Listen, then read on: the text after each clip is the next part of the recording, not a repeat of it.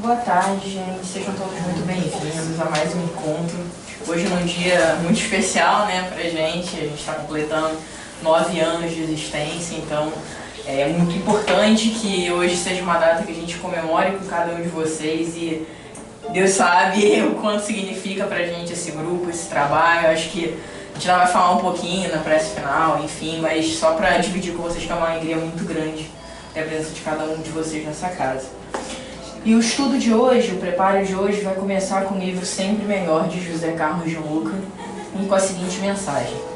Aprendemos com todos os mestres espirituais da humanidade que as palavras criam nosso destino e, portanto, criam também a nossa saúde ou doença.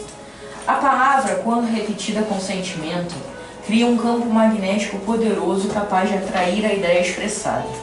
Palavras são como sementes. Existem as positivas e as negativas.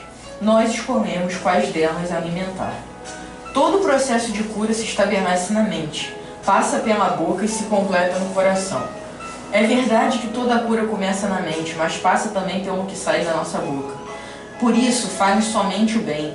Tenha boas palavras para consigo mesmo, para com o próximo e para com médicos, enfermeiros, familiares e amigos, pois assim estará educando o seu corpo com a sabedoria das suas palavras.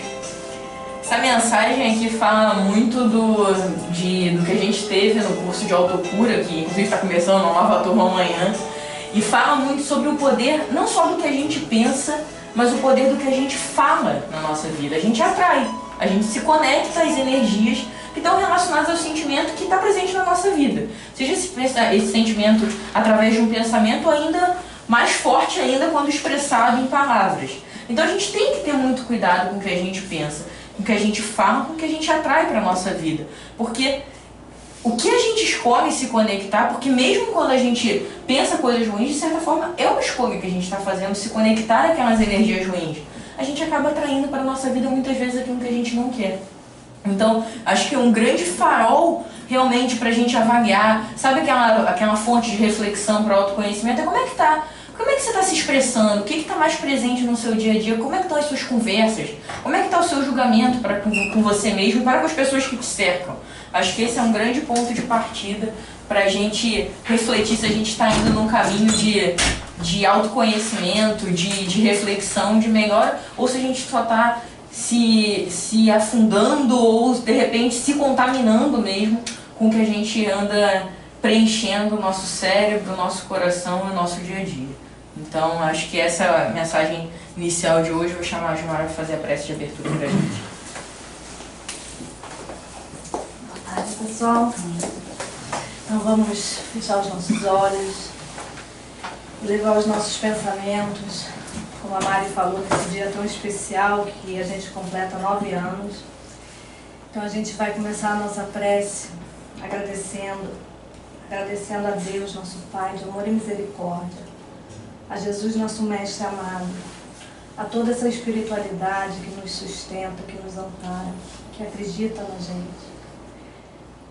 Gratos, Pai, estamos por essa oportunidade de trabalho. Pedimos perdão pelos nossos erros, pelas nossas fraquezas. Muitas vezes não fazemos o tanto que a gente poderia fazer, mas sabendo dessa espiritualidade tão amada, tão querida, que mesmo pequeninos que somos, ela não desiste jamais de nós. Nos colocamos aqui, Pai, gratos por todo esse trabalho, por todos esses ensinamentos, por todas essas tardes com esses irmãos tão queridos que se propõem a vir aqui, trazer os ensinamentos, trazer o estudo. Que possamos, Pai, continuar com esse farol, com essa luz, espalhando o Evangelho, espalhando o amor e a caridade. E hoje, para começar, a gente começa um trabalho que a gente vai fazer o estudo hoje com o Ricardo, que são os ícones da luz. E o Ricardo hoje vai trazer para a gente, falando um pouquinho sobre o Leão Denis. Ricardo, por favor. Até que horas? 5h15? 11 horas? Oxa! Olha! Gente, boa tarde. Mais uma vez, um prazer enorme estar aqui com vocês, ainda mais nessa data especial. Nós completamos 9 anos aí de muito trabalho, né? Muita luta, a gente sabe como que é isso, né? E que venham aí mais 9 anos, depois mais 9, depois mais 9, e por aí vai, que a casa cresça, os trabalhos cresçam, né? E que a humanidade precisa. 90 vezes 9. 90 vezes 9, exatamente. 90 vezes 9. Né? Então, parabéns à casa, parabéns a vocês que vestem a camisa literalmente, né? Para justamente dar continuidade aí a esse trabalho. Bom, nossa conversa de hoje, aqui, né? Isso. Tá. Nossa conversa de hoje é a abertura do projeto Ícones da Luz, né? Através desse nosso amigo que está aí na tela, Leon Denis. É interessante nós conversarmos sobre esses ícones, porque de certa forma isso pode estar um pouco perdido dentro do movimento espírita. O que eu chamo de perdido no movimento espírita? O assunto não está sendo às vezes muito falado. Existem as obras, está lá, Leon Denis, Gabriel Delane, por aí vai, está lá. Qualquer coisa faz a busca, né? Mas só que esse tipo de encontro, esse tipo de evento como o de hoje, né, que eu imagino eu que vai acontecer ainda algumas vezes, para falar de um determinado ícone, é legal, é bacana para resgatar isso, né? Bom, Leon Denis, vamos nós, tem muita coisa, por isso que eu falei até as horas de lógico, porque é muita informação. Então a gente vai bater um papo. Se der uma passadinha, a gente não vai achar ruim. Sobre Leon Denis. Vai ter um papo. É aqui mesmo, com certeza? Aqui, ó. Dentro aqui atrás. É isso. Acho que o botãozinho de trás ele... Esse aqui? É, uma bancazinha direita.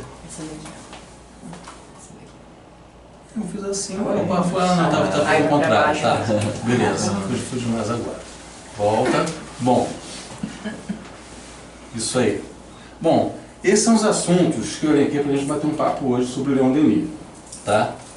Do nascimento dele até o primeiro contato com a doutrina espírita, o início do apostolado dele, que foi em 1882, a debilidade física, a desencarnação, a importância dele para o espiritismo, sua atuação no movimento espírita e as obras propriamente ditas, né? Mas o mais importante, quando eu estava começando a fazer as pesquisas, correlacionar os estudos para montar o estudo de hoje, que a gente começa a observar o seguinte, que a questão não é falar só de Leon Denis, é falar de Leon Denis junto com as outras personalidades do movimento espírita que tiveram contato com Leon Denis e futuramente, quando Leon Denis desencarna, nós vamos observar que outros ícones do movimento espírita puderam dar continuidade a essa obra. Mas na verdade, tudo começa, não é nem com Leon Denis, começa com Kardec. Em Obras Póstumas, Kardec faz a seguinte reflexão: quando eu desencarnar, quem vai dar continuidade à minha obra? E aí está lá escrito em Obras Póstumas: não se preocupe com isso, nós estamos providenciando tudo. Ou seja, claro que não são exatamente essas palavras, mas a ideia é justamente essa. Ou seja, não se preocupe com isso, faça o trabalho que tem que ser feito. Alguém vem. Alguém vem. E a gente começa a observar que, às vezes, a gente fica até, caramba, a espiritualidade realmente não dá ponto sem nó. E é verdade, não dá ponto sem nó. Tudo está sendo visto, tudo está sendo observado, tudo está sendo, no mínimo detalhe, verificado. Isso é fato. Não só da história do espiritismo, como também na nossa vida, no nosso dia a dia, né? Então vamos nós. Nascimento ao primeiro contato com a doutrina espírita. Então olha só, Denis nasceu na cidade de Tours, na França, no dia 1º de janeiro de 1846. Livro dos Espíritos. Agora eu vou começar a fazer o jogo aqui com relação aos eventos do movimento espírita. Livro dos Espíritos foi publicado que ano? Então lá, um de cada vez. 46? 54, 5, 6, não, 7, 8, 7. 1857. 1857, eu lembro. Então vamos gravar esse ano, 1857, deixar ele separado aqui na nuvem. Então, Denis nasceu em 1856, ou seja, antes da publicação do Livro dos Espíritos. numa família humilde. E a gente começa a observar os detalhes da espiritualidade, como que ocorre o nosso planejamento reencarnatório, versus alguns exemplos que constam da literatura espírita, né? O fato de Leon Denis nascer numa família humilde, com certeza não foi por acaso. Talvez se ele nascesse numa família que não fosse humilde, talvez tudo que havia sido planejado para esse espírito, para esse ícone do movimento espírita, talvez ia cair por terra. Então a espiritualidade realiza no seu planejamento reencarnatório, nos coloca no lugar certo, na hora certa, na família certa, no país certo, na cidade certa, no momento certo. Então já começa por aí. Por isso que eu sublinhei ali, numa família humilde. É para chamar a atenção. Para que a obra, né, para a qual ele estava destinado, desse certo. Ou seja, o projeto tem que dar certo. Esses espíritos, eles reencarnam o seguinte: pode ter a falha? Pode. Existe possibilidade de ter a falha. Somos espíritos imperfeitos. Temos o nosso livre-arbítrio. Mas vamos partir do princípio que vai dar certo. Isso não só para a Denis, não. Para cada um de nós que aqui estamos. Nossa encarnação é o melhor projeto de vida, o maior projeto que a espiritualidade fez de estarmos aqui agora. No melhor modelo, não só no corpo físico, como também da nossa constituição familiar. É um projeto para dar certo. A mesma coisa aconteceu com Denis. Cedo ele conheceu os trabalhos manuais e pesados da família. Ele trabalhava durante o dia, trabalhos pesados, trabalhos árduos, trabalhos inclusive que ele machucava as mãos, saía com as mãos sangrando inclusive, para à noite ele poder estudar. E ele era do tipo CDF, do tipo de ler algum livro, ler algum material e já assimilar isso de uma forma rápida, de uma forma brilhante. Ele tinha essa faculdade de assimilar as coisas de uma forma muito rápida. No lugar de brincadeiras, né, da juventude na época, ele procurava ler e estudar. Por isso que eu brinquei, era do tipo CDF mesmo. Conseguindo assim, com esforço próprio, desenvolver sua inteligência. Tornou-se um autodidata sério e competente. Era um espírito missionário? Tinha tudo para ser um espírito missionário, só até aqui, né? Então ele tinha essa faculdade, né? Ou seja, era uma criança que gostava de brincar, mas não brincava, ele optava por ler. Mas era um espírito com certeza muito mais, em termos de idade espiritual, né? Muito mais, digamos assim, velho, idoso, muito mais experiente, né, do que qualquer outro da sua faixa etária. Aos 18 anos, em 1864, o que está acontecendo no movimento espírita nesse ano? O que está acontecendo, Ricardo? O que está acontecendo? Mais de 10 anos de doutrina. Você estava lá presente. Qual obra que estava sendo lançada em 1864? O Evangelho Segundo o Evangelho segundo o Espiritismo. Nesse o lançamento do Evangelho segundo o Espiritismo, Denis completava 18 anos de idade. E aí, ele já trabalhava num outro emprego, como representante comercial e tal. E ele, de certa vez, ele estava passando numa livraria. Como ele era um autodidata, gostava de ler, né? E estava passando numa livraria e se deparou com o Livro dos Espíritos, que havia sido publicado em 1857. Então estava lá e ele sentiu atração pela obra. Até então ele não tinha nenhum contato com a doutrina espírita, absolutamente nada. Ele viu lá, Livro dos Espíritos, opa, interessante esse tema. No Livro dos Espíritos. Ele tinha algumas moedas no bolso, que o trabalho dele ganhava as moedas, como ele gostava muito de ler, parte ele ajudava a família e outra parte ele embolsava, no bom sentido da palavra, para justamente comprar as suas obras, os seus livros que ele gostava de ler. Um deles foi o Livro dos Espíritos. Aí contadinho, toma, me dá. E ele começou a ler o Livro dos Espíritos e falou, tá aí, estou gostando. Começou a ler, escondido da sua família. Porque a mãe dele não gostava do assunto, o pai muito menos, então ele escondia o livro dentro de casa. Quando a mãe ia dormir, quando o pai ia dormir, ele ia lá, pegava o livro e estudava, lia o livro dos Espíritos. E o mais interessante, quando o Leon Denis não estava em casa, a mãe descobriu onde o livro estava e fez a mesma coisa. Escondeu dele. E ninguém sabia. Ninguém sabia. Então ela também começava a ler, mas ficou na dela, ficou na dele. E assim caminhou a humanidade. Caramba, peraí. Ainda bem que eles não marcavam a página, né? Oi? Ainda bem que eles não marcavam a página. Ainda bem que eles não marcavam a página. Então os dois liam o livro. Né? Então é interessante isso, que ele começou a ter o contato com o Espiritismo nessa época.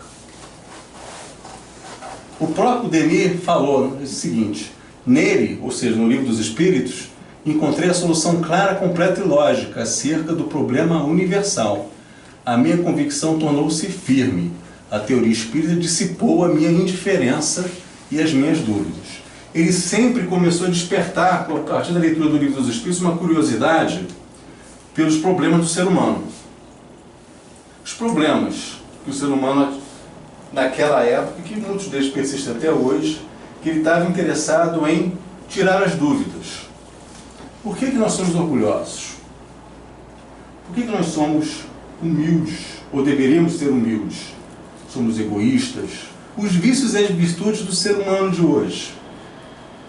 E o processo de autotransformação. Essas questões despertavam muito o Leon Denis. A partir do momento que ele estava lendo e progredindo no seu estudo da doutrina espírita. Até então ele não tinha nenhum contato com Kardec. Kardec continuava por aí no mundo, na França principalmente, divulgando o Livro dos Espíritos, fazendo suas palestras. Estava lá Kardec, os congressos e tudo mais. O contato veio em 1867, na mesma cidade onde Leon Denis nasceu. Kardec foi fazer uma palestra nessa cidade. O evento, olha só como que o destino, a espiritualidade, ela sabe manipular o pauzinho dela. O evento deveria ser no lugar X, né? Por alguma razão teve que ser transferido para o lugar Y.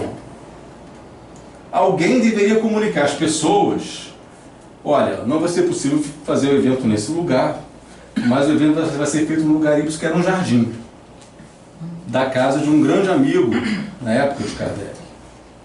Então o evento devia ser transferido. Quem fez esse papel de, olha, vamos para lá, deslocar as pessoas? O próprio Leon Denis.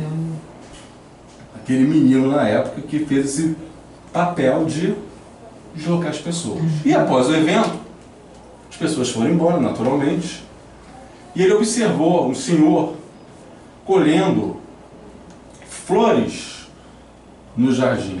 Aliás, flores não, desculpa, cerejas no jardim. E quem era? Era Kardec. Nossa, que coincidência. Pois é. Como que a espiritualidade sabe fazer as coisas muito bem feitas. Às vezes, no nosso olhar, às vezes é um negócio absurdo, errado. Mas não, no nosso olhar, que é muito limitado, nossa visão é limitada, nós somos míopes, né? Somos crianças míopes, né? Mas para a espiritualidade não. Então os dois se encontraram ali, né? Começou a formar um diálogo, uma conversa, né? E dentro de pouco tempo, Kardec convidou o Leon Denis para trabalhar de uma determinada instituição espírita como secretário desta instituição. Kardec fundou em Tours um grupo espírita, onde Leon Denis foi seu secretário. E aí começa o grande boom da questão. Ou seja, ele já estava tendo conhecimento com a doutrina espírita.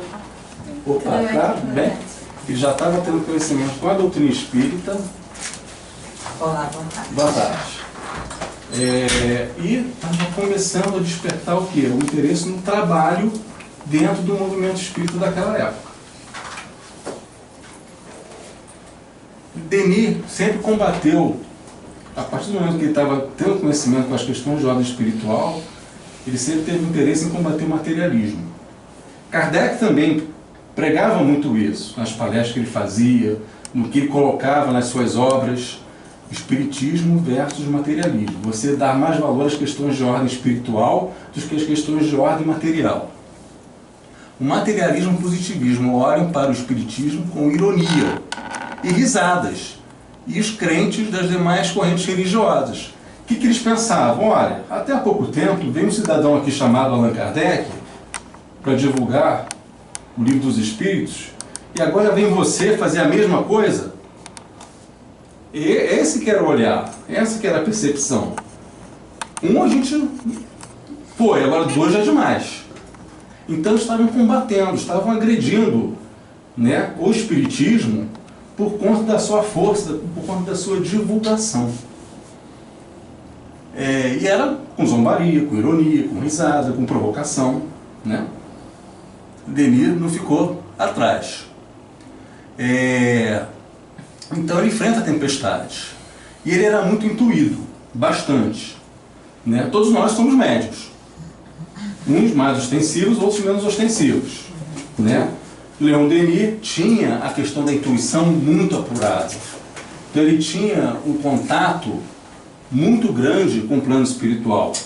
Principalmente na medida que ele teve contato com a doutrina espírita, começou a se aprofundar nos assuntos da doutrina, e isso parece que amplificou a sua comunicação com o plano espiritual. Ele recebeu esse recado de um amigo espiritual, dizendo o seguinte: estaremos sempre contigo para te sustentar e inspirar. Jamais estarás só. Meios ter-te-ão dados em tempo para cumprir a tua missão, a tua obra. Isso é muito gratificante. Imagina se cada um de nós recebesse uma mensagem dessa. Eu, nos 9 anos aqui da casa, agora vocês de alguém ia psicografar uma mensagem exatamente desse. Isso seria uma coisa legal, estou no caminho certo. E a sensação que foi dada, que seria dada para cada um de nós, com certeza Leon Denis teve. Estou no caminho certo, porque ele estava recebendo muita agressividade. Muita agressividade. Mas foi nessa data aí, 2 de novembro, o que aconteceu de 2? Não, é dia de finados. 2 de novembro de 1882. Estava escrito, né? Finados, aí ia ficar muito óbvio, muito na cara, né? Dia 2 de novembro de 1882, Leon Denis recebe uma mensagem do seu mentor. Coisa que até então não tinha acontecido. Jerônimo de Praga é o mentor espiritual de Leon Denis. Um dos. Tinha um outro, muito próximo a Leon Denis, que era Joana d'Arc. Esses dois espíritos estavam diretamente ligados a Denis nesse projeto de dar continuidade à doutrina espírita. E ele, nessa data, ele falou para Denis: vai, meu filho, pela estrada aberta diante de ti. Caminharei atrás de ti para te sustentar. Nessa época eu tinha 36 anos de idade. Novo. Um bebê, praticamente. Mas ele recebeu essa mensagem. E aí que ele falou, bom, a partir de então, ele começou a também fazer alguns estudos. A fazer as palestras, a divulgar a doutrina espírita. Em 1884. Né? Achou conveniente fazer palestras visando a maior difusão das ideias espíritas. Escreveu seu primeiro livro em 85, O Porquê da Vida, na qual explica com nitidez a simplicidade do que é o espiritismo. Foi sua primeira obra, em 1885. Nessa obra, O Porquê da Vida. Resultado dos seus estudos: noções básicas da doutrina espírita, para quem tivesse a curiosidade.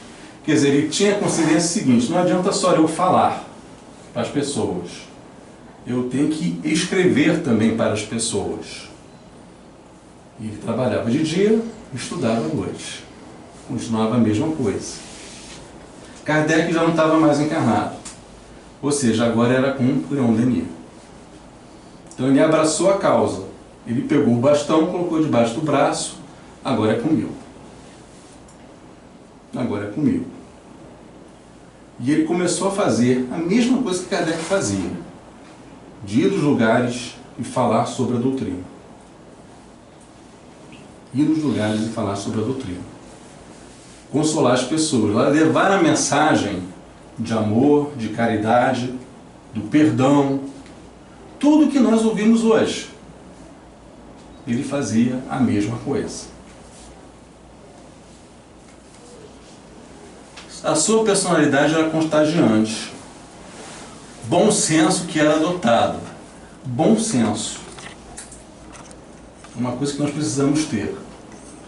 Aí eu peguei alguns adjetivos de Denis para a gente fazer um pouco do paralelo com cada um de nós. É uma resposta individual, na verdade.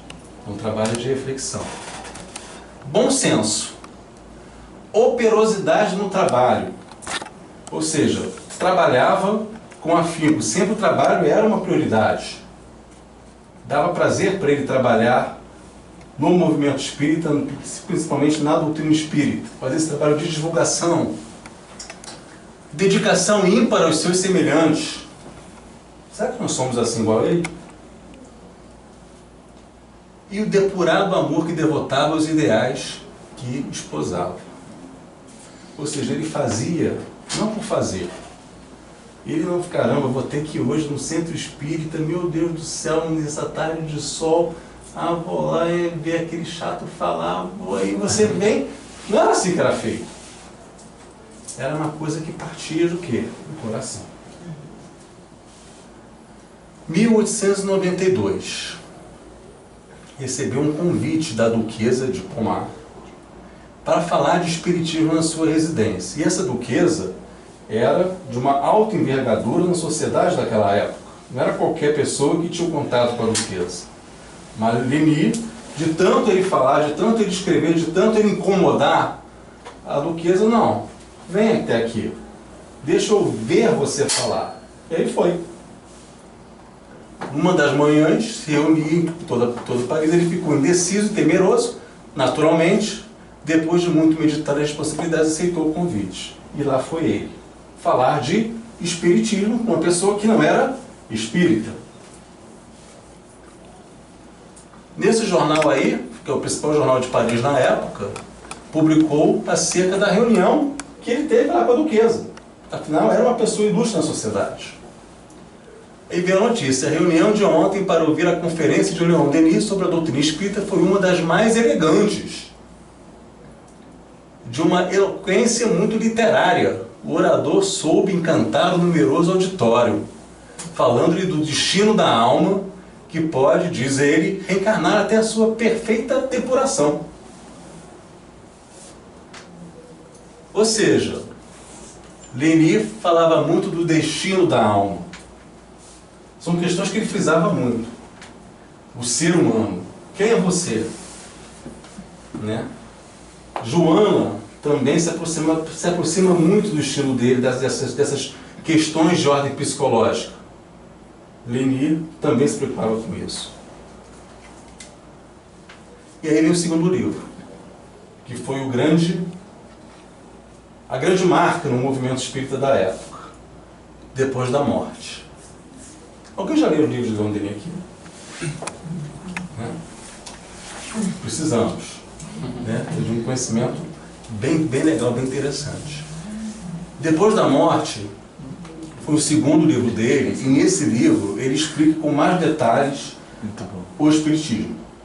O outro livro dava noções. Esse ele aprofunda e fala o seguinte: do ser humano, dele estabelecer um processo de autotransformação. Começa a dar o passo a passo da autotransformação do ser humano. E Eurípides Barçanufo, olha só como todos estavam encarnados naquela mesma época. E o bacana de você conhecer um pouquinho de Leon Denis, que começa a observar as personalidades que estavam encarnadas na época e que todo mundo fala até hoje. Tá aí, ó, Eurípides. Ele não é espírita. Ele pegou, mesma coisa, Depois da Morte, deixa eu dar uma olhada nesse livro. Caramba, é isso que eu preciso. A partir de hoje eu sou espírita. Se tornou espírita através da leitura dessa obra de Leon Denis. A Maria Modesto com Eurípides Barçanufo, depois vem o Chico Xavier e vida. As coisas estão interligadas. É uma teia, na verdade. É bem interessante. É bem interessante. E em 1925 foi feito um congresso. E lá estava esse camarada aí. Conan Doyle. Olha só. Arthur Conan Doyle. Arthur Conan Doyle. A história do espiritismo. Tem um livro fininho, né, que fala sobre a história do espiritismo. Ele começa a ter uma amizade muito grande com Conan Doyle. E também se correspondia com Eurípides. Ele começa a ter o que a gente estava começando ali fora do movimento espírita, de ter essa rede de comunicação dentro do movimento espírita. Ele começa a fazer isso na época, ter uma rede de comunicação com essas pessoas que até então estavam se tornando espíritas. Eles já estavam um pouco mais à frente. Essas estavam se tornando espíritas. E ele estava dando informação, trocando ideias, as pessoas iam nas suas palestras, liam os livros. Ele estava o quê? Consolidando, na verdade, a doutrina espírita. Bacana. Até aí, beleza? Denis, pelo fato de trabalhar muito durante o dia, estudar à noite, sua visão começou a ficar debilitada. Né? Em 1910, a visão de Leon Denis foi, dia após dia, enfraquecendo. A operação a que submetera 2 anos antes não lhe proporcionara nenhuma melhora, que ele havia sido operado justamente da vista. Mas suportava com calma e resignação, é outra característica dele, suportar com calma e resignação as questões relacionadas à doença. Nós aprendemos muito com os adjetivos dele. Eu estava sublinhando aqui. A marcha implacável desse mal que o castigara durante a juventude. Então ensinou também isso, a forma como nós devemos lidar com a doença, tratar com a doença. Por isso que ele botou aí, suportar com calma e resignação. Ou seja, o que é suportar? Com todo o conhecimento que ele teve. Ele estava aplicando o conhecimento do Livro dos Espíritos nele mesmo. Olha, se eu estou passando por isso, tem um motivo. Então eu tenho que aceitar esse momento e aprender com essa doença. Serve pra gente. Alguns de nós, às vezes a gente descobre algumas coisas e a gente se desespera. A gente se desespera. Mas não. O momento talvez impressione de uma forma imediata, mas nós temos que lidar, né, com o aparecimento de certas coisas que acontecem conosco e aprender com isso, aprender com esse momento, aprender a lidar com isso. Isso tem a ver também com a autocura, isso ajuda no processo também diretamente de autocura. Você lidar com a doença, aprender com ela, e o fato de você até aprender algumas coisas no processo dessa doença, você até se cure mais rapidamente. Denis passava essa mensagem através dele. Jamais o viram queixar-se, ele não era de reclamar. Todavia é possível supor quão grande devia ser o seu sofrimento. Jamais se aborrecia, amava a juventude e possuía a alegria da alma. Mesmo com a debilidade física, ele amava viver, amava a juventude. É o estilo de vida que nós deveríamos ter.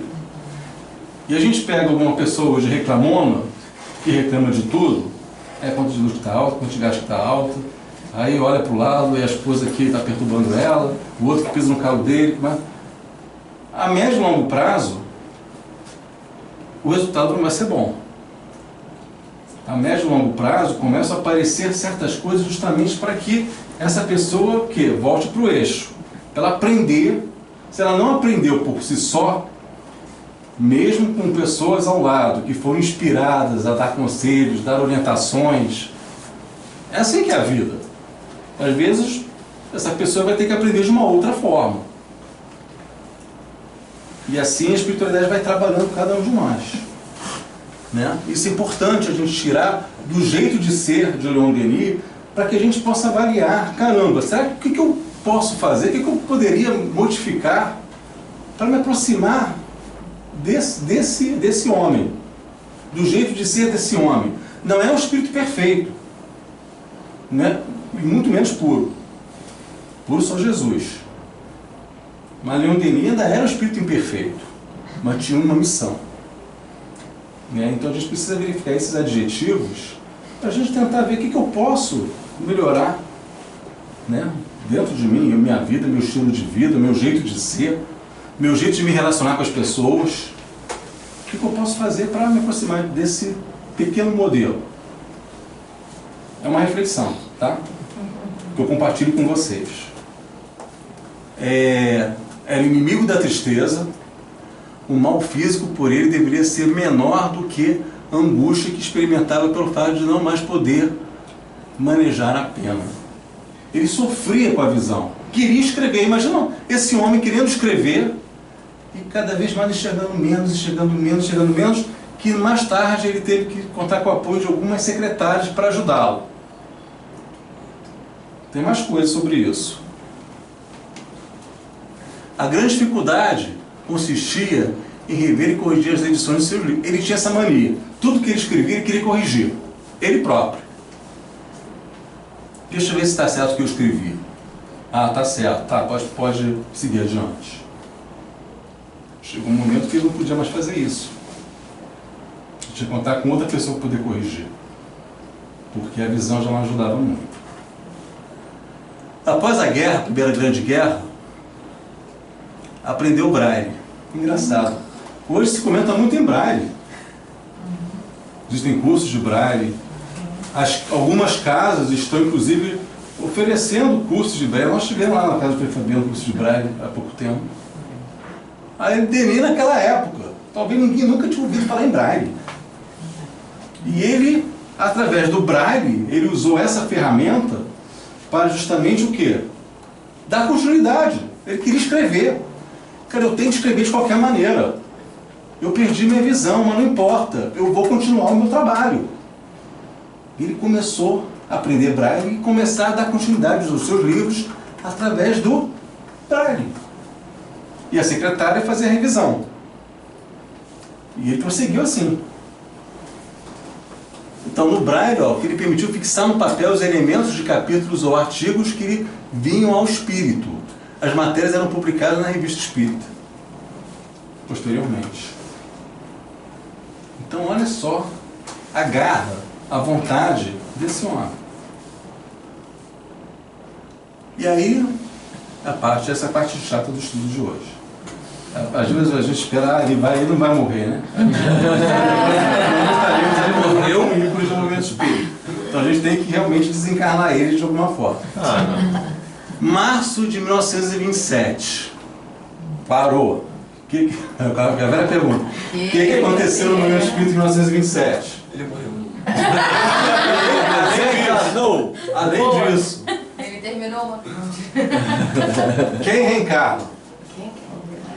Em maio de 1927. Uma pessoa que ainda está encarnada entre nós. Ela está viva. Divaldo. Entendeu? Me ajudar. Cálculo foi, gente. Ganhou um Tá chocolate. avançado. Divaldo Pereira Franco reencarna em maio de 1927. E Denis estava desencarnando. Algo similar ao que aconteceu entre ele e Kardec. Sempre existe uma continuidade no movimento espírita. Sempre existe um ser para dar continuidade à obra. Outra coisa, nesse mesmo ano, Chico Xavier, até então católico, se tornou espírita. Ou seja, 1927 foi um ano importante. Não só para o desencarne de Leon Denis, como também os seus percussores. E detalhe, Divaldo reencarna onde? No Brasil. Chico Xavier está onde? No Brasil. E o Brasil foi o coração do mundo, pátria do Evangelho. Então observe como as peças começam a se juntar umas às outras. Isso que é o barato. Ele tinha 81 anos de idade, praticamente deficiente visual. E mesmo assim ele lança o livro O Gênio Cético e o Mundo Invisível. Terça-feira, 12 de março de 1927. Pelas 13 horas, respirava Denis com grandes dificuldades. A pneumonia ataca-o novamente. A vida parecia abandoná-lo, mas o seu estado de lucidez era perfeito. Olha só, as suas últimas palavras pronunciadas com extraordinária calma, apesar de muita dificuldade, foram dirigidas à sua empregada Georgette. É preciso terminar, resumir e concluir. Coitado da Georgette. Que foi incumbida disso. Né? Mas não foi a Georgette que fez isso. Na verdade, nesse momento, Denis, ele estava escrevendo a biografia de Allan Kardec. Não tinha terminado ainda. Ele sabia que ia desencarnar. Ele sabia que não estava bem. Estava com 81 anos de idade. E falou para a Georgette: vem cá, ó, acha aqui. Contigo agora. É contigo, preciso terminar, resumir e concluir. Eu não vou te pedir um copo E d'água. foi contado. Então, através do recurso do Braille, foi levado até ele para ele poder terminar a biografia. E terminou. Às 21 horas, seu espírito alou-se, ou seja, foi-se. O seu semblante parecia ainda em êxtase. As cerimônias fúnebres realizadas no dia 16 de abril.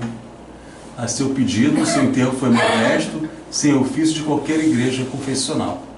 Você está sepultado no cemitério de La Salle em Tours. Então, olha só.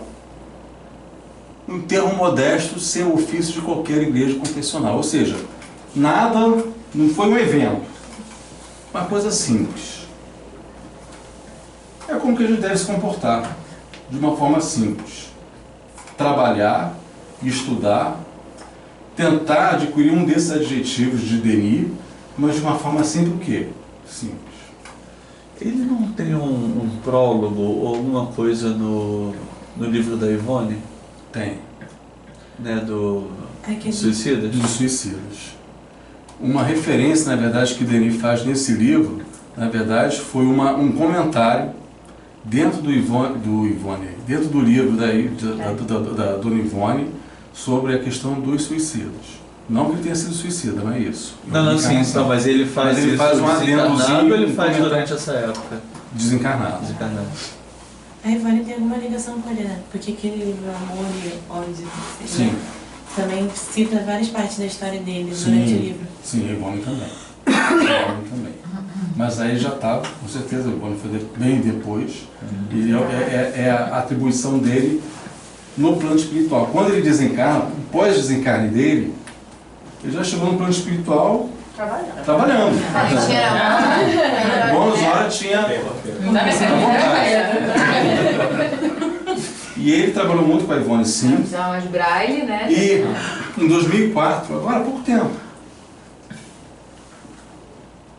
Divaldo Franco, ele estava num congresso e ele psicografou uma mensagem que só conseguia ser lida se você colocasse a mensagem de frente para o espelho. A mensagem foi psicografada de trás para frente. Do início ao fim. Do início ao fim, essa mensagem foi psicografada de trás para frente.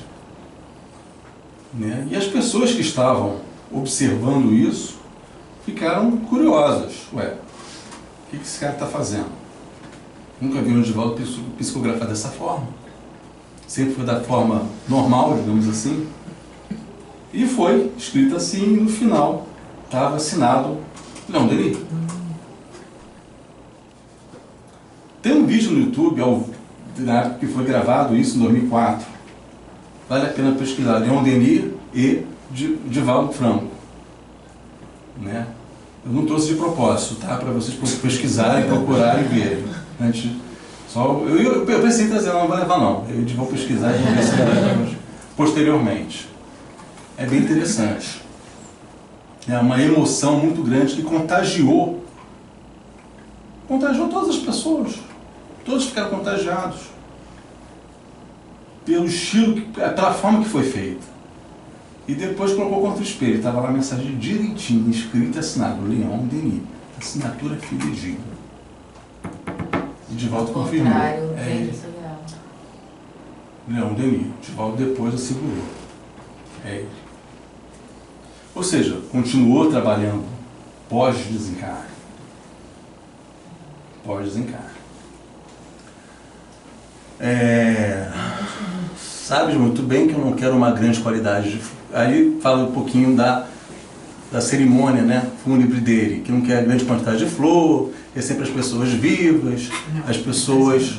Aliás, não, as flores são sempre vivas, as pessoas vivas é ótimo. As flores sempre vivas, amarelas, insígnia dos espíritas, a sempre viva, emblema da imortalidade, e a cor amarela é o símbolo da luz. Porque não é à toa também que o mês de setembro amarelo. Por causa dessa flor, sempre viva. Você tem que ficar vivo. É daí também que vem essa origem também. Nada por acaso. Leon Denis. Leon Denis. Então, a gente começa a perceber o estilo cívico dessa pessoa foi lindo, maravilhoso. O aprendizado que ele nos proporcionou e nos proporciona até hoje. E o que acontece no movimento espírita, não só do plano encarnado, quanto também do plano desencarnado. Quem reencarna quando ele está desencarnando, com quem que ele se relaciona. E aí algumas pessoas pensam hoje, caramba, o Divaldo está com 91 anos. Né? 91? Acho que era 92. 92 anos. E aí, eu falei, cara, depois que você lê isso, você fala, cara, não se preocupa não. Alguém está reencarnando aí. Alguém vai dar continuidade a isso. Isso é o menor dos detalhes. Porque, afinal de contas, nós temos a obra, está aí, Pentateuco. Kardec, a obra está aí de Kardec. Tem a obra de André Luiz, tem a obra de Joana. Uma encarnação é pouca para a gente estudar tudo isso. Então, cabe-nos, nós, recorrer a essas obras, aprender, assimilar o que for possível e, o mais importante, colocar em prática. Colocar em prática. Isso que é o mais importante. Poucos de nós colocamos em prática. Alguns se preocupam mais da quantidade de obras que são lidas. Se são lidas. Depois que descobriu o audiobook, a pessoa está mais ouvindo do que lendo. Não é a mesma coisa. Ajuda, não é a mesma coisa. Para quem tem uma vida corrida é ótimo. Bota no carro, alguma coisa assim, vai ouvindo. Mesmo porque Joana, Leon Denis, essas literaturas têm que ser estudadas. Tem que ser estudado. Não tem como ler, ouvir o áudio. Exatamente. Audiobook não dá. Tem que estudar. Você estudar, você ler, marcar. Livro rabiscado. Entender do que se trata e depois. Eu gosto muito dessa expressão, livro rabiscado. O que é livro rabiscado? É você ler mesmo, marcar as partes importantes, fazer comentário. Isso que é o barato. Isso que é o barato. Então a Georgette sobrou para ela. Fiquei no chavio, acho que eu... Aqui. Né? Desencarna de Leon Denis, que eu falei, em março de 27. Depois reencarna Divaldo, depois vem Chico, se torna espírita. E a questão do congresso em 2004, que é o congresso onde se comemorou o tema central, os 200 anos de nascimento de Kardec. Onde Divaldo psicografa a mensagem inversa de Denis. Bem bacana, bem interessante. A importância para o Espiritismo, foi conhecido como o apóstolo do Espiritismo. Por que o apóstolo? Foi continuador, foi consolidador. E mais do que isso, através do seu exemplo, ele mostrou a forma como que as pessoas têm que se comportar. Ele focava muito nessa questão do comportamento. Através do exemplo. Não tem acreditado? Você tem que dar o seu exemplo para as pessoas. Se houver necessidade, use palavras. Se houver necessidade, use palavras. Hoje a gente fala muito e não é nada daquilo que a gente fala.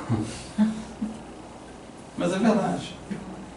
A gente fala muito, né? E muitas vezes nós não somos nada daquilo que a gente fala. E A recomendação que a doutrina fala é justamente essa. Dê o seu exemplo. Através do seu exemplo você vai inspirar pessoas. Se for necessário, usar palavras. Né? A gente tem que isso é bem interessante.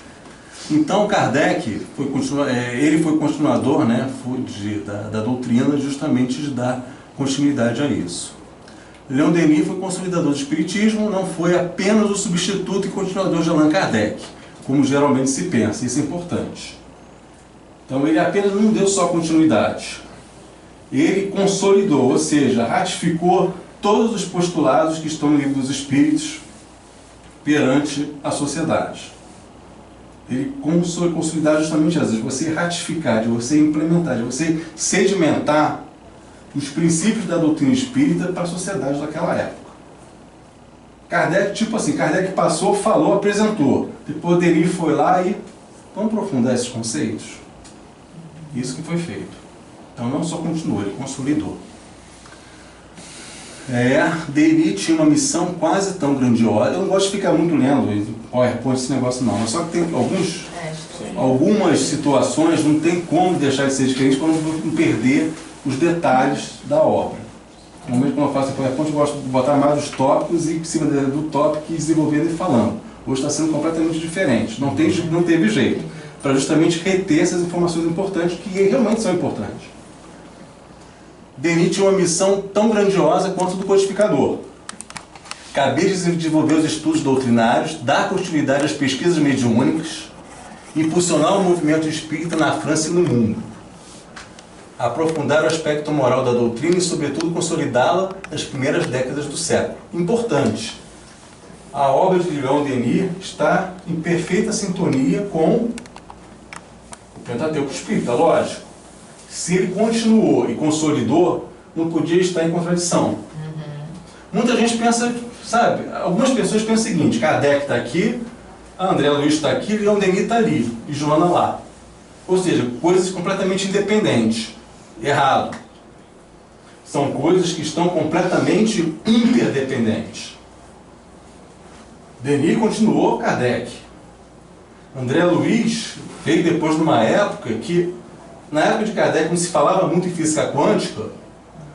Com André Luiz, ele pegou a doutrina espírita do Kardec e aprofundou também alguns conhecimentos na visão da física quântica que não tinha na época. Perceberam como a coisa se desenvolve? Na Gênese, muitas coisas da Gênese foram, não digo reescritas, que reescrita dá uma forma de você corrigir, mas foram ratificadas nas revistas espíritas, tendo em vista a evolução do tempo. A ciência, quando a Gênese foi lançada, era uma. Evoluiu a ciência, veio a física quântica e tal, e depois na revista espírita, olha, lembra aquele negócio escrito lá na Gênese? É isso mesmo, mas faltou esse meio, na verdade, para você formar ideia. Eles complementavam para você chegar no que realmente queria dizer Kardec naquela época. Então, por isso que fala esse exemplo. Não, você estudou as obras básicas, legal. Estude a revista espírita. Que você vai complementar o estudo das obras básicas. Então vamos voltar para cá. Vou cair nessa linha para essa questão do estudo que ele fala aqui. Cabia desenvolver os estudos doutrinários, dar continuidade às pesquisas mediúnicas. Dar continuidade às pesquisas mediúnicas. É importante isso. Porque Kardec tinha essa preocupação com a mediunidade. Denis não podia abandonar. Deu continuidade a isso também. As suas obras falavam de mediunidade também. O foco não foi mediunidade, o foco foi comportamental. Mas assim, também falava das questões de ordem mediúnica. Impulsionar o movimento, tal, aspecto moral com certeza, já que estava falando de comportamento, e consolidá-los nas primeiras décadas do século. Seu exemplo de trabalho, perseverança e fé é um roteiro de luz para os espíritas. Trabalho, perseverança e fé. Precisamos ter trabalho, precisamos ser perseverantes, ou seja, não desistir na primeira barreira, porque se desistisse na primeira barreira, essa casa hoje não chegaria aos seus 9 anos, tenho certeza disso. E fé, acreditar mais do que nunca. Ter certeza de que vai ser possível. É um roteiro de luz para nós espíritas. E mais para os homens de bem de todos os tempos. Denis falou essa frase aqui: consagrei essa existência ao serviço de uma grande causa. O espiritismo ou espiritualismo moderno, que será certamente a crença universal, a religião do futuro. Palavras de Leon Denis. Né? Ou seja, ele acredita que o espiritismo ou espiritualismo moderno seja a religião do futuro. E quando a gente lê isso, é bom deixar claro uma coisa: não somos melhores que ninguém. O espiritismo é uma ferramenta que nos leva, através de todos os seus postulados, de todo o que é comentado, nos leva a um caminho melhor. Nos leva a Deus, nos conduz um novo homem no aspecto moral para a nossa evolução. Mas nós não somos melhores que nenhuma outra crença religiosa. É bom deixar isso claro, porque quando você vê a religião do futuro, às vezes tem gente que bate no peito: ah, é só a religião do futuro. Não é isso. Mas é sério. É isso. Cuidado com que a gente... Não é isso que está escrito que ele quis dizer, obviamente. A religião do futuro no sentido seguinte: olha, tudo que está escrito na doutrina é a verdade. E é mesmo. Mediunidade existe, independente de religião. Tem padre que é médium, como foi comentado hoje lá no cemitério. Caramba, no cemitério. Seminário. Foi comentado hoje lá no seminário. Tem padre que é médium. Tem evangélico que é médium. Então é com essa ideia, na verdade, que isso está colocado aqui. De ser religião no futuro, ou seja, aplicar todo o manancial de informação que nós temos nas obras básicas na vida. E algumas pessoas distorcem isso. Espiritismo é religião no futuro, aí ó, pá! E até porque se mistura muito, né, também. Eu acho que a primeira vez que eu tive contato, assim, espiritual com a falange da irmã Clara, tipo, eu fiquei muito surpresa, porque mistura tudo. O catolicismo também está inserido no espiritismo e tudo está junto. Sim, sim. No caminho final só. Acho que é bacana quando fala que o espiritismo é religião do futuro, porque entre as religiões que a gente tem hoje, é a única que trabalha em cima da autorresponsabilidade, né? Sim, sim, sim. Exatamente. Você Do livre-arbítrio, de você seu... ser o responsável por tudo que você pensa e tudo que você faz. E tira um pouco daquela fé cega, né? Exatamente. Ou de você Quero um depositar pouco as esse paradigma. amarguras da sua vida ou o seu modo de ser a uma terceira pessoa, a um terceiro poder, assim, né? Sim. Mostra justamente isso. Você ser a lei de ação e reação. Tudo que Então, você pensa, tudo que você faz pode ter uma consequência. Exatamente. Né? E às vezes a gente não dá muito valor para essa questão do pensamento. A gente fala o seguinte: ah, eu só pensei, só foi um pensamento bobo. Isso já foi plasmado. Não quer dizer que seja a melhor religião ou que a gente seja a melhor. Né? Né? Então, né? Com certeza a gente É vai bom. ter mais trabalho. Infelizmente tem gente que crê isso aqui ao pé da letra e começa a falar com Tá, alguém. Deve ser a oportunidade ímpar que os espíritas tiveram de ver ampliados novos ângulos do aspecto filosófico da doutrina, que é essa questão comportamental, né? Pois as suas obras, de modo geral, focalizam numerosos problemas que assolam os homens e também sempre momentosa questão da sobrevivência da alma humana em seu laborioso processo evolutivo.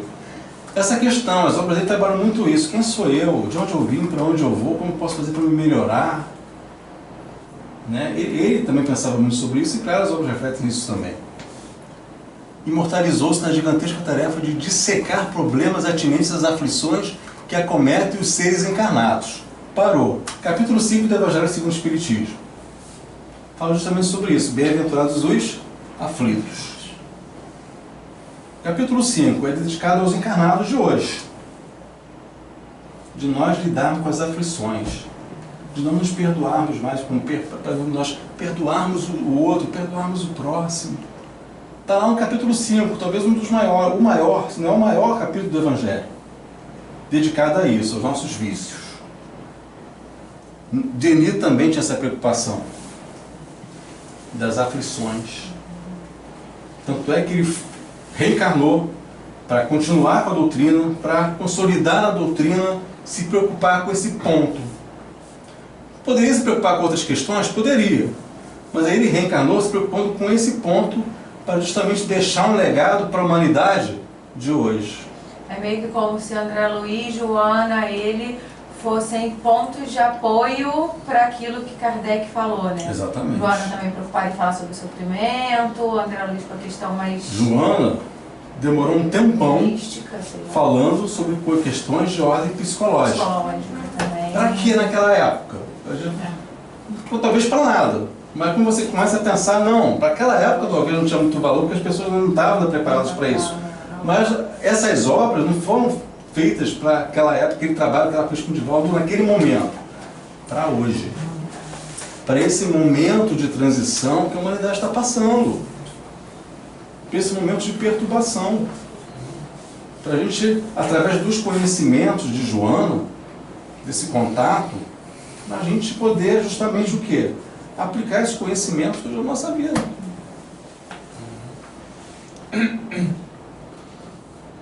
Agora me perdi. Dissecar problemas diante das aflições que cometem os seres encarnados, fornecendo valiosos subsídios no sentido de lançar uma voz de luz sobre a problemática das tribulações terrenas. Ou seja, justamente isso que a gente falou aqui, né? Da preocupação com o ser humano. Falta isso. E precisa, o ser humano de hoje, a gente, se a gente estiver numa fila e olhar para o lado, o cara já vai, por que você está olhando para minha cara? Mas é assim, grosso modo, não está nesse nível ainda, mas está praticamente nesse Mas eu acho ponto. que até tá sim. Eu não vi uma cena como essa. Né? Mas, o homem está esquentando a cabeça com muita coisa que não deveria esquentar a cabeça. O homem está mais virtual do que real, digamos assim. Nada contra a internet, nada contra o mundo virtual, muito pelo contrário.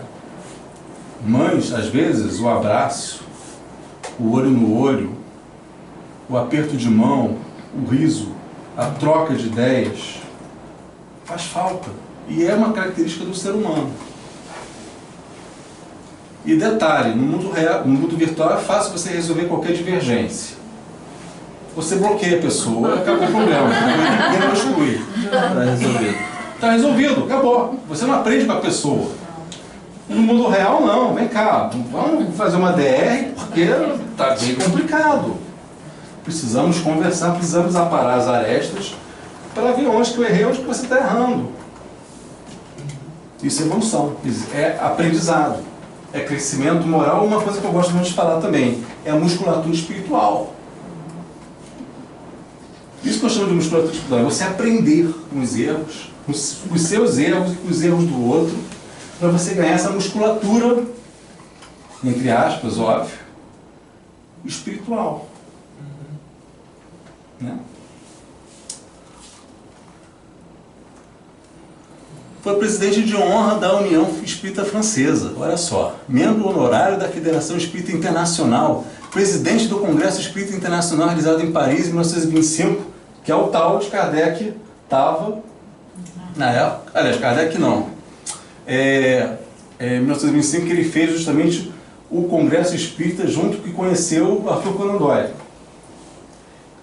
Teve também a oportunidade de dirigir por longos anos um grupo experimental de espiritismo na cidade onde ele nasceu. É sua influência no movimento espírita daquela época. Enquanto Kardec se destacou como personalidade de formação universitária, que firmou seu nome nas letras e nas ciências, antes de se dedicar às pesquisas científicas e codificar o espiritismo, Denis foi um autodidata que se preparou em silêncio. São estilos distintos.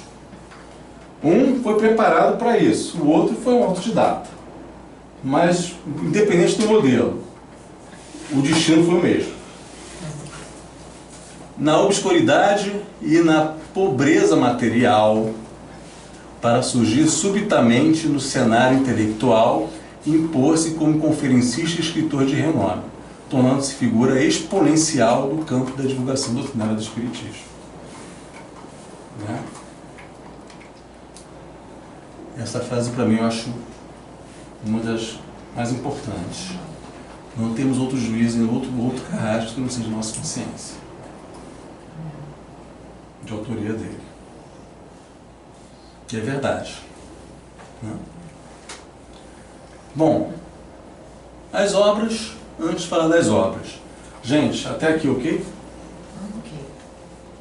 Posso aplicar a prova no final? Depende. Tem que cobrar. Tem que cobrar. Não tem graça. Não, mas as datas foram importantes para a gente ter uma noção do tempo. Sim, vai ser legal fazer essa Prova consulta. Né? É pior. Todas as palavras que eu fiz também bom. Não era mesmo aquele capítulo do livro dos Espíritos que ele falou? Não, o Evangelho segundo o Espiritismo é o quinto, dos aflitos. Isso eu já falei. Deixa eu anotar aqui. Anota aí. 1857. Então, mas esse período é importante a gente ter mais ou menos esse referencial de tempo onde cada um estava. Né? Para justamente a gente perceber, caramba, a espiritualidade planejou tudo realmente no seu mínimo detalhe. E a gente tem que se preocupar, o Divaldo está com 92 anos, daqui a pouco ele vai desencarnar, que ele inclusive já avisou isso. Ele já mandou um recado. Há 10 anos. Se ele não desencarnasse, né?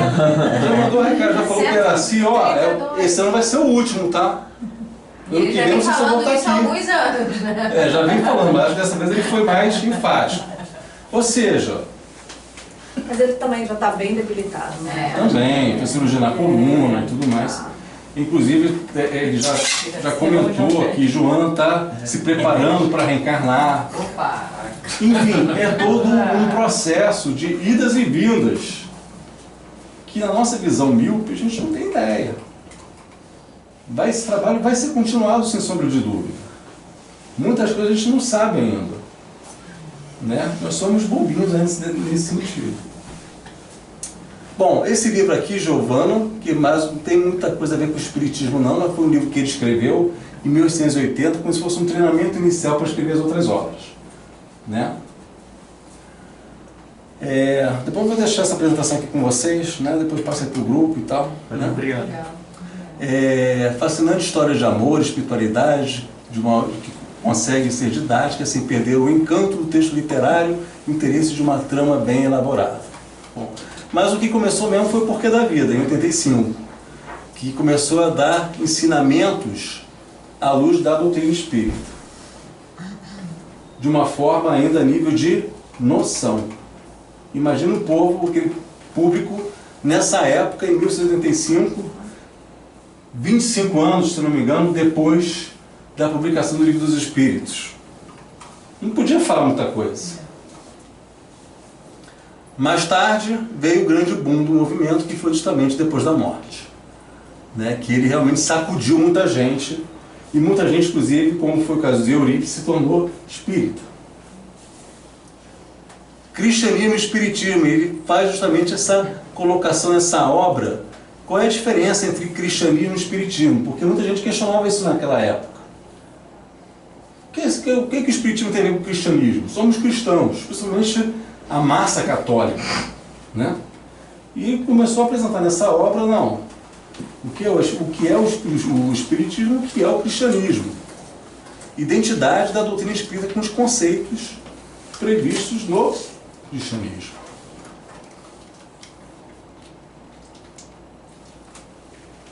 Pulei um? Não. O além é a sobrevivência do ser, né? Relatos de casos de comunicação dos espíritos. Ou seja, nessa época já estava um pouco mais, as pessoas já tinham um pouquinho mais de entendimento nessas questões. Então ele começou a entrar na questão da mediunidade. No invisível, também sobre mediunidade. Esse aqui também é outra referência dele, o problema do ser, do destino e da dor. Que numa primeira edição foi só o problema do ser e do destino. E depois ele botou numa outra edição, o problema do ser, do destino e da dor. Que fala justamente das aflições. Fala da gente. como que a gente tem que conviver com a doença. E depois ele, inclusive, experimenta na própria pele. Né? Em 1905. O que estava acontecendo em 1905 no movimento espírita?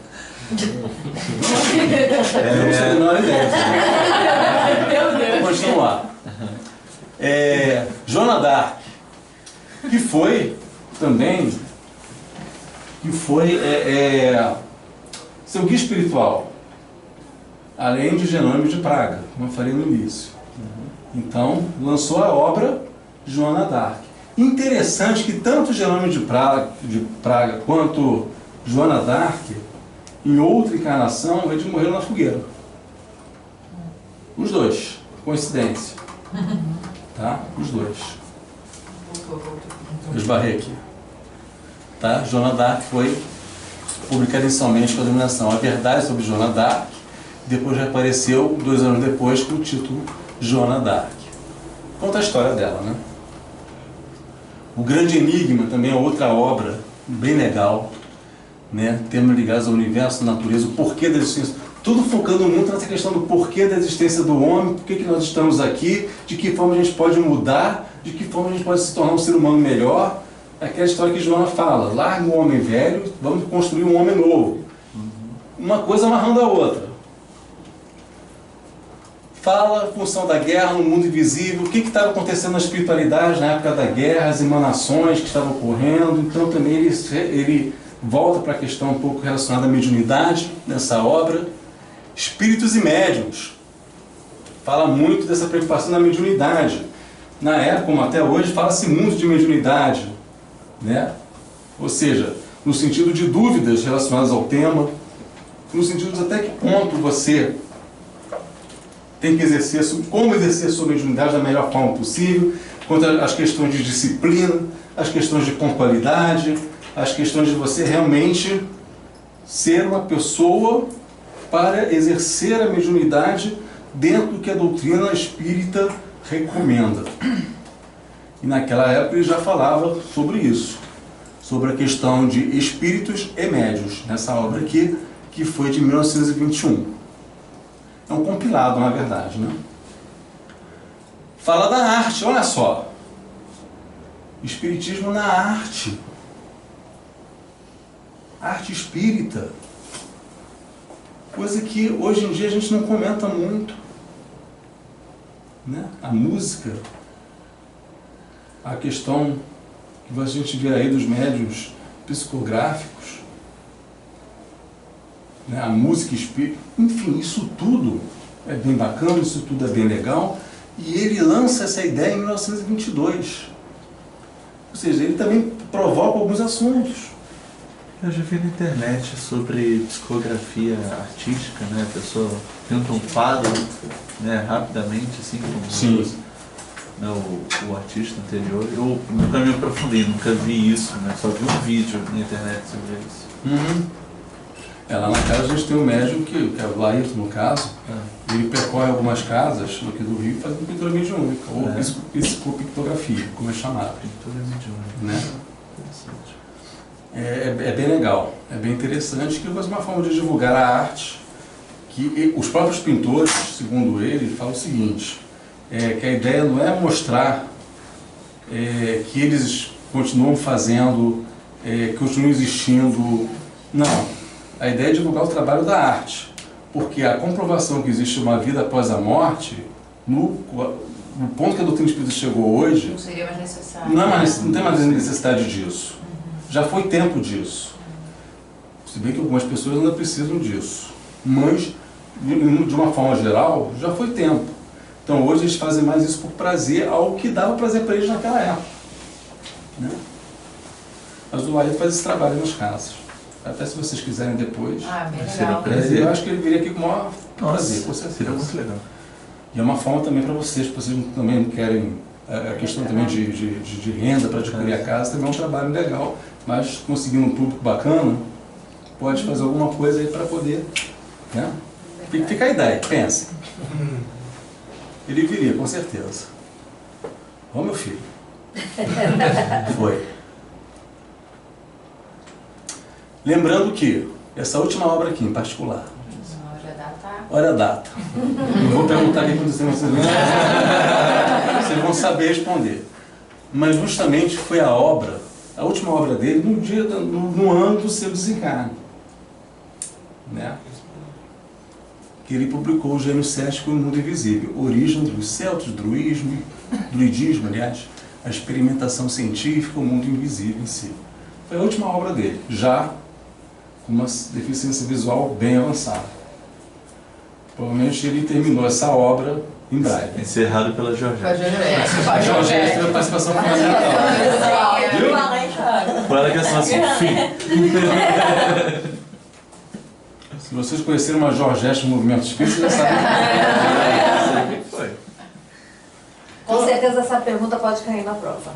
Quem sabe quem foi Georgette? Não, quem foi Georgette vai cair na prova. Estrelinha essa parte. Valendo 3 pontos.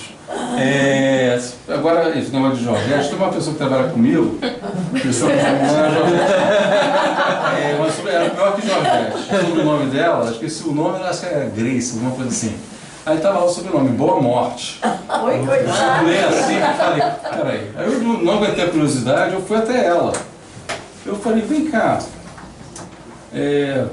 qual a origem do seu nome? Eu falei, pô, fui cheio de dedo para não, né, para não ser indelicado, mas uma questão de curiosidade. Eu estava, sei lá, a mãe se chamava alguma coisa boa, o pai morte, boa morte.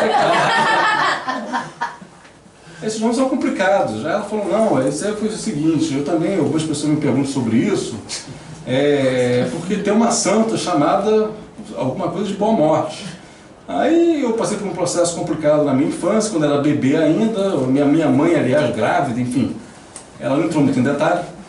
Eu sei que por causa justamente desse processo, a mãe era muito fervorosa, Não gosto, tá, aí virou, tá, o Joel da Boa Morte tinha um nome complicado. O finalzinho que era, na verdade, o nome do pai. Boa Morte no meio, na verdade. Será que alguma coisa a mãe chamava o pai morre? Eu não aguentei. Eu acho que ela tinha que ser espírita mesmo, com o nome desse. Aqui são as carinhas das obras, né? Da última edição, né? Depois da morte, Joana d'Arc, Espíritos e Médios, Cristianismo e Espiritismo, né? Aí, o Espiritismo na Arte, Porquê da Vida, que foi o segundo, na verdade, o Depois da Morte foi o terceiro. O Problema do Ser, do Destino e da Dor e o Além da Sobrevivência do Ser. Né? Então, são os livros que estão ali para a gente poder estudar, né? Sobre o Leon Denis. Já passei do tempo. Acho que acabou também. Porque relógio, centro espírita é obsessivo. A gente programa alguma coisa, fala quando vai ver já acabou o tempo. Então você está falando, a pessoa volta para quê? Faltam 5 minutos. Seu tempo acabou. Bum, você foi implodido. Acontece. É sério, eu já passei por cada um. É sério, não é brinquedo não. Toma pra aqui e vou botar seu microfone. Eu não parei de falar agora. Boa noite.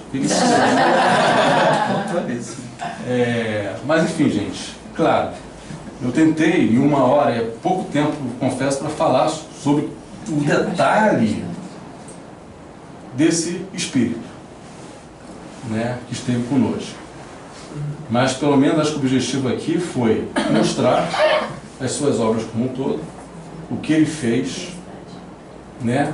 Os satélites dos outros espíritos que conviveram com ele e que deram continuidade a essas obras, para aguçar realmente nossa curiosidade, para que nós possamos agora, a partir de então, nos debruçarmos sobre essas obras, né? Para começarmos aos poucos, naturalmente, temos a curiosidade de pegar uma obra dessa, pode ser até nessa ordem aqui, enfim, aí de cada um, mas para fazer realmente um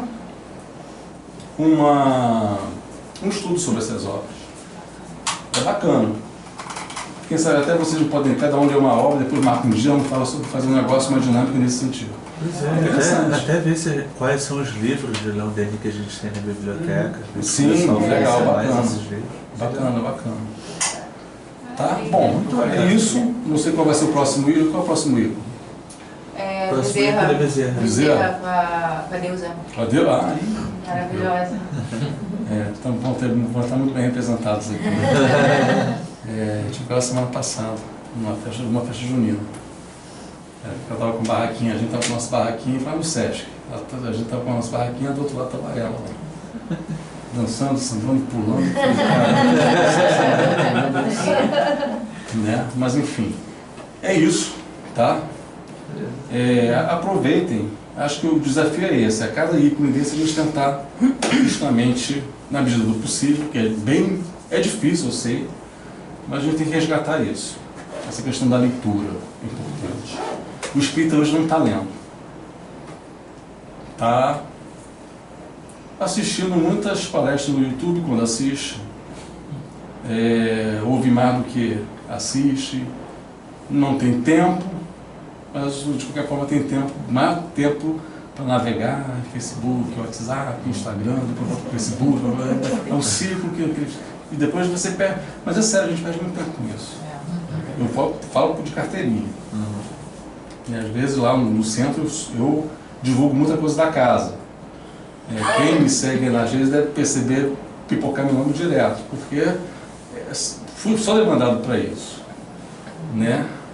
Mas às vezes eu mesmo fico me questionando. Caramba, muito tempo. Mas não é nem coisa pessoal não, é mais em prol do movimento mesmo. Às vezes eu estou em casa e minha esposa está com esse negócio na mão, eu falei, é verdade. Vou deixar no modo avião, tchau, só te vejo segunda-feira. Te entendo. Obrigado. Eu te entendo. Depois podemos fazer vou convidar minha esposa, para você falar isso para ela, que você me entende.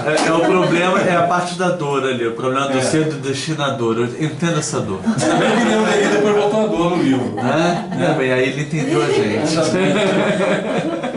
Mas é uma reflexão assim que eu compartilho com vocês até para a gente poder, né?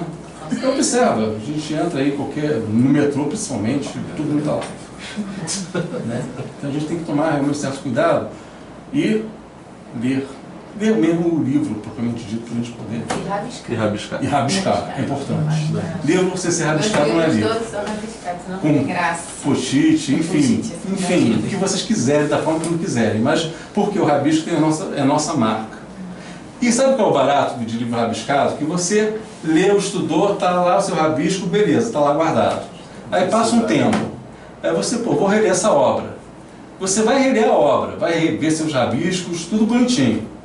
E você vai rabiscar mais coisas. Outras coisas. Vai até arriscar o que você... Não é isso não, tem gente falando. Às vezes você arrisca o que você... Não, não é isso não.